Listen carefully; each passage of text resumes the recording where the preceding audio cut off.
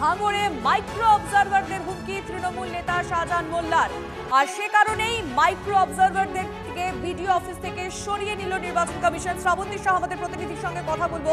শ্রাবন্তী, নির্বাচন কমিশন সূত্রে কি খবর পাচ্ছ? দেখুন এবার এটা একটা অত্যন্ত চাঞ্চল্যকর অভিযোগ, যেখানে মাইক্রো অবজারভাররা কাজ করছেন বিডিও অফিসে, সেখান থেকে তাদেরকে নিয়ে যাওয়া হচ্ছে পাশের ব্লক অফিসে এবং সেখানে গিয়ে রীতিমতো হুমকি দেওয়া হচ্ছে। যে ভোটারদের বিরুদ্ধে তারা অভিযোগ করেছিলেন যে কোথাও গিয়ে তাদের ডকুমেন্টস নিয়ে তাদের সন্দেহ হয়েছিল, সেই ভোটারদের যাবতীয় নথিগুলি নিয়ে এসে দেখানো হচ্ছে যে কেন তিনি এই ধরনের বিষয়গুলি অবজেকশন দিচ্ছেন।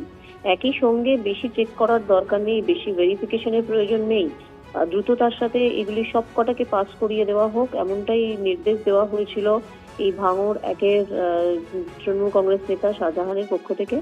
তারপরে বিষয়টির অভিযোগ করেন তারা বিশেষ পর্যবেক্ষক সঙ্গে রোল অবজারভারদের কাছে।